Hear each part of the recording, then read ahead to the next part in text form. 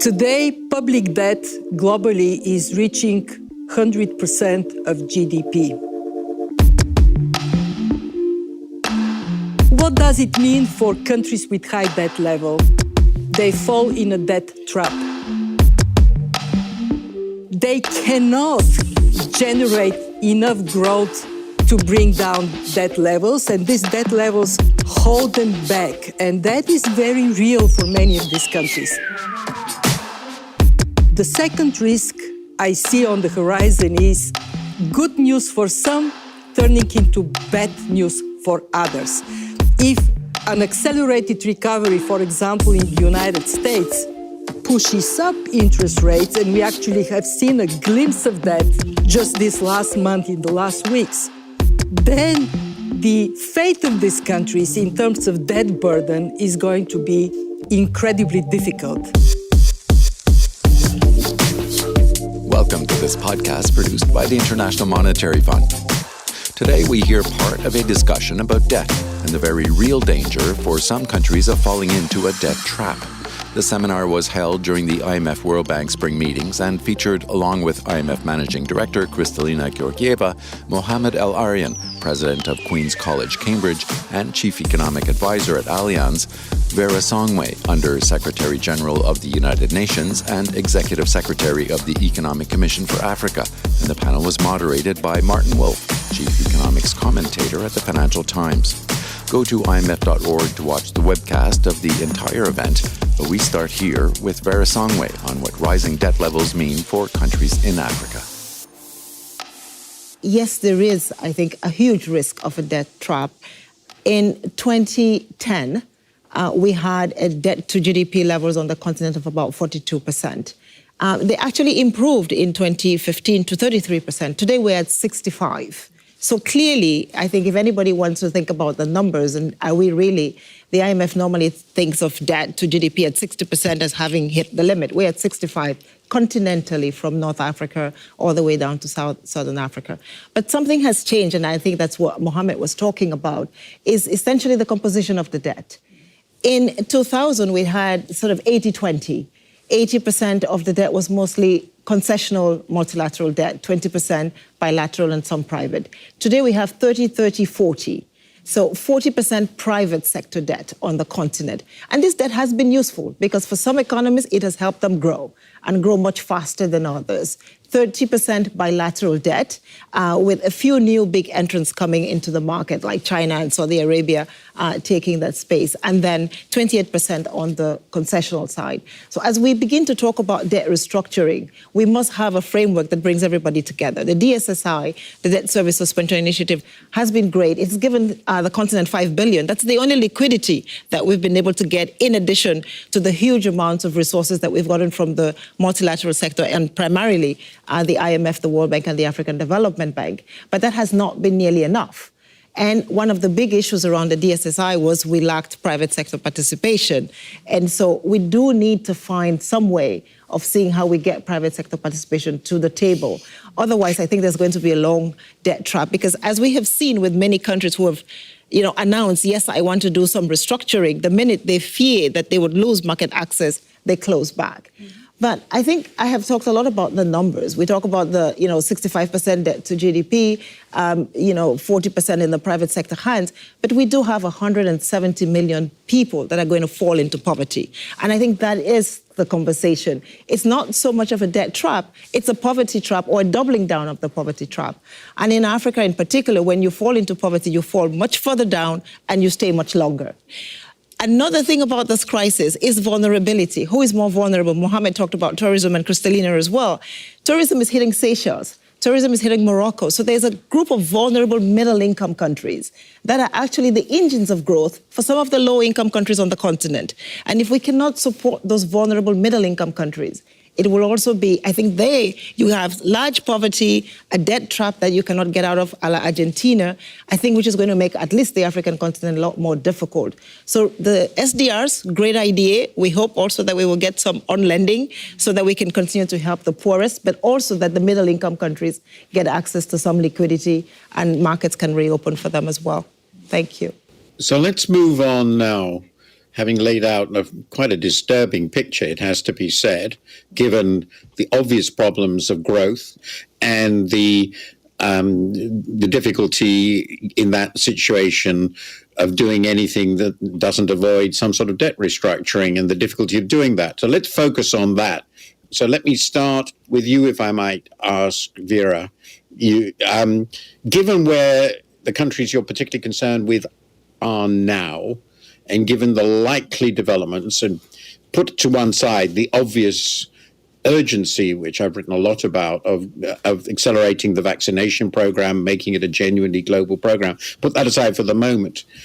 What would you like to see happen now to make this problem more manageable? What has to be done in terms of pulling everybody together into the discussion, making preemptive changes which will really allow the world to avoid the sort of nightmarish debt traps you've outlined, particularly in low-income countries? So what has to be done, and by whom, and now?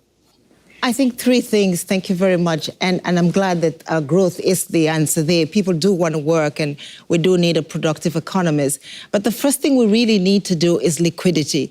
I think Mohammed started by saying, let me learn from the past, or the Argentina crisis. What happened in this crisis is that the developed world, the advanced economies, learned from the past. And within the first 3 months of the crisis, $7 trillion of liquidity was put into the economies to just ensure that we do not fall. That sense of urgency has not been demonstrated in the emerging economies. And so the more we wait, as Kristalina said, the less revenue, the lower the GDP, the higher the debt. And so we're creating this debt trap. So liquidity now, I think at this meetings, we're going to be announcing the SDRs. I hope we're not just announcing them. I hope we are releasing them. We can't wait for another 4 months before they are released. We need them yesterday. So that's the first thing, is we have new liquidity, release it immediately according to the quarters. Then we can talk about the on-lending. I think the second thing that we need to do is better transparency. It's going to be very difficult to work on resolving the debt problem if we do not understand who has what debt where. Yes, I gave the 30-30-40 number, but when you start unpacking it, it becomes very difficult, particularly in the bilateral space, to just understand what bilateral is really concessional and what bilateral is private. So we do need to understand that so that more countries can have access to the different frameworks, either the DSSI, the Debt Service Suspension Initiative, or go to the common framework and begin a quick and speedy debt resolution. We've seen that Ecuador did it, and it's doing it well. And finally, the third thing that needs to happen is that the markets, the private sector, needs to come to the table. We have seen Benin, Cote d'Ivoire, Ghana go to the markets. But have they gone to the markets at the right cost? You know, it's one thing to have access to liquidity today, but then to unravel in a few more months. So we must look at the global architecture and see when you have lower for longer interest rates, and yes, they may be inching up, but compared to 7.5% of Ghana last week, I think that we can still do better in reducing some of the cost of market access. And finally, multilateral development institutions need to be recapitalized, but also to lend, not resubstitute resources, but lend new resources quickly, particularly to the low-income countries. Well, that's a very interesting program. Let me turn to you, Mohammed, before I ask Kristalina how she's going to fix all this. I think you talked about the free riding problem, which is obvious. There are two potentially important free riders, and since you're not running a major institution, you can be frank about both of them. The first, of course, is the private sector. I have to say that, to me, having watched this story for half a century, the scale of the increase in private sector debt to some very vulnerable African countries strikes me as pretty irresponsible, though I understand why they took it. But is it possible to bring them into this discussion? Because this has become increasingly difficult the more diverse the number of private sector creditors has become. It was much easier, though it was very hard when it was, 15 major banks. Now it's vastly more diverse in the private sector. And then there's a new official creditor, an enormous superpower, China. We can't just pretend it isn't there. And so all of these institutions have to be brought together with the IFIs and the established official creditors in an organized way. It's a completely new architectural problem. Can we get our arms around this in the sort of time period we're talking about? Martin, that is the key issue. And we have to do all we can to get our arms around this quickly. Why? In the short term, you will channel official resources to private creditors and to some extent to Chinese entities who are not participating in burden sharing. And that would be really ironic that by standing back and not doing your part to solve this collective challenge, you end up being rewarded. And I worry about the SER allocation ending up in that way in certain countries. So that's the immediate problem. The longer term problem is that if we're not careful, we're going to stumble towards a multiplying paradigm of non-payments. And what happens in non-payments in this environment, where a lot of non-specialized creditors have lent to emerging markets, is that contagion risk goes up. So yes, we have to get our arms around it. Now, growth, I want to stress, is key, absolutely key to this whole process. But this is a panel about debt. So let me focus on the debt. What are we trying to solve for? We're trying to solve first and foremost for better alignment of incentives between debtors and creditors, between official and private creditors, within the official creditors, Paris Club, China and other non-Paris Club, and then within the private sector. So there's a whole host of alignments that need to be made so that it's an incentive compatible system. Second, we have to embed this in the structure, because if you don't do that, the incentive will be simply to run out the clock. Third, transparency is key. We're starting to have a better understanding of the challenges. The academic side has done some really good work on the China issue, and we're learning a lot from that. But greater transparency is really important. And how do we achieve all this? And that's where I'm going to end, is by converging existing bottom-up with existing top-down to create a better architecture. Existing bottom-up is the debt service suspension initiative that Kristalina mentioned that needs to be extended in time and expanded in coverage. And it needs to be supported by much greater data sharing. And then from the top down is taking the common framework, which is well designed, is simply the extrapolation from a Paris Club process that has worked well, and making it operational in a sense where the private sector feels that it is part of it. It can influence outcomes as long as it is part of that outcome. And part of that will require using a stick. The carrot, in my opinion, but that's open to discussion, the carrot will not be enough to overcome the coordination problems within the private sector for the reason you've cited, that we will need to impose more of a stick in the system. Let me end up by saying there is a bit of complacency right now. Yes, we have avoided multiple debt crises since the pandemic hit. In fact, the major restructurings really have been to do with pre-existing conditions. One reason is because we flooded the system with liquidity that in fact made the debt problem worse.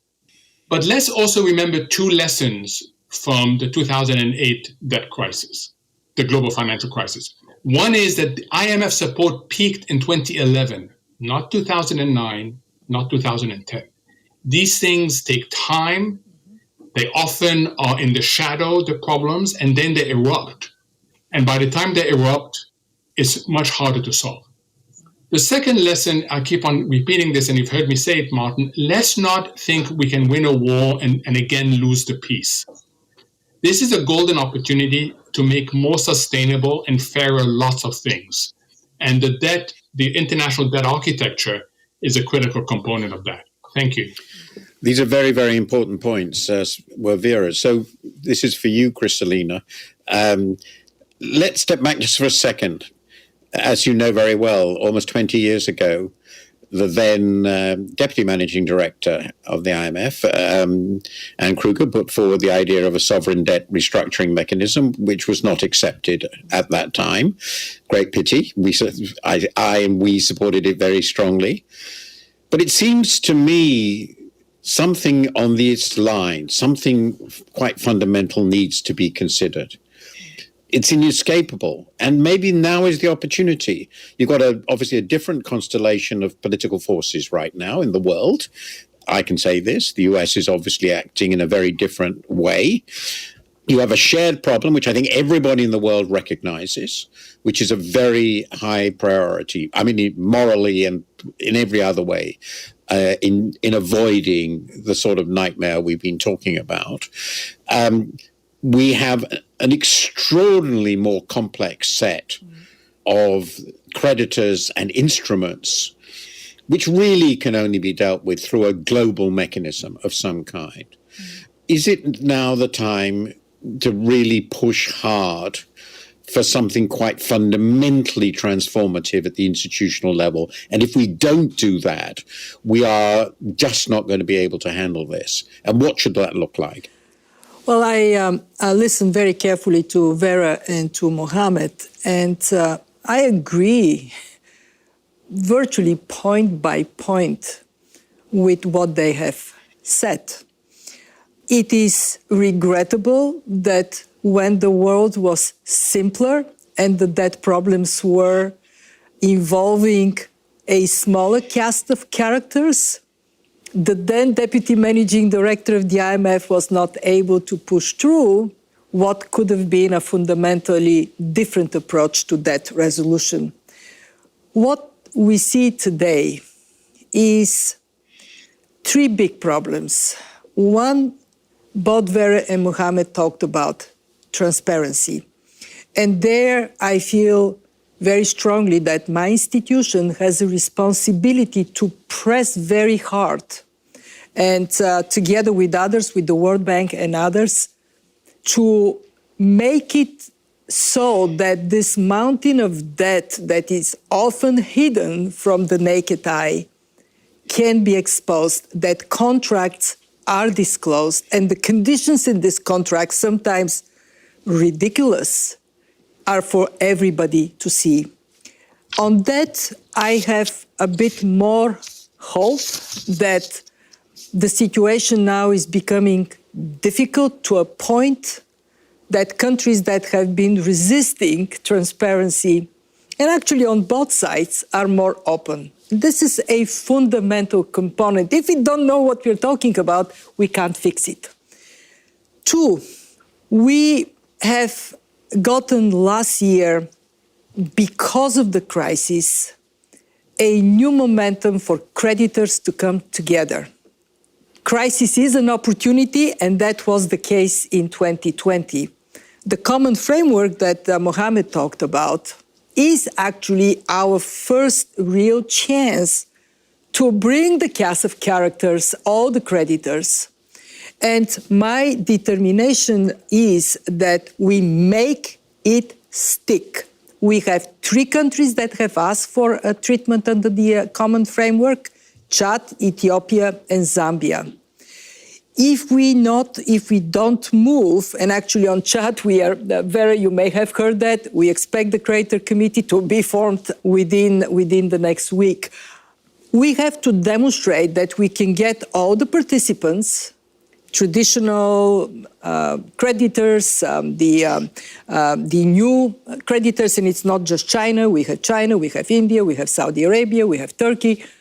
They need to be in different countries, in different compositions. They need to be brought in. And we have private sector. And if we are able to make it so that these are precedents of serious engagement where we use a bit of pressure to make sure that things are done, then obviously the common framework would just fiddle away without consequences. We cannot afford that. And then comes the third and very important component, and it is how we get the capacity of improvements in the international debt architecture be supported by those without whom we cannot move.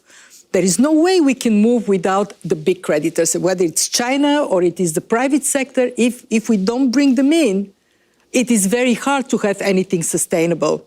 And there my take is the following.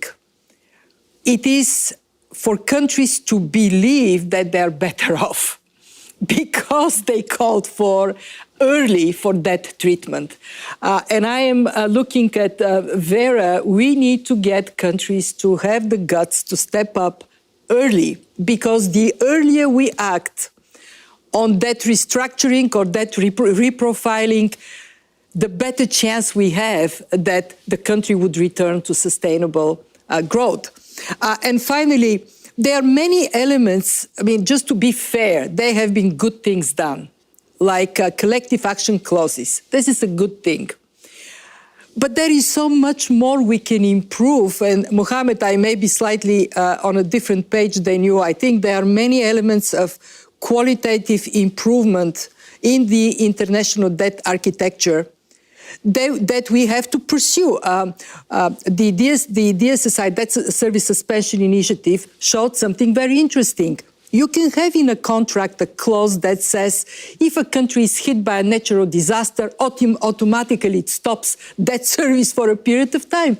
We have to work on all these different parts. And the one thing we cannot afford is what Mohammed rightly pointed to, and it is complacency.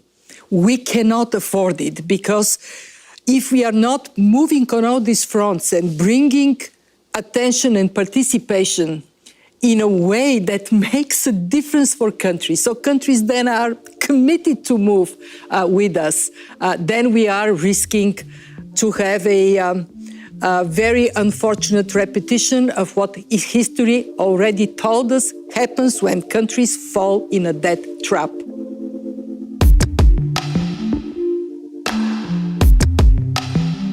That was IMF Managing Director Kristalina Georgieva in a panel discussion about debt during the IMF World Bank spring meetings.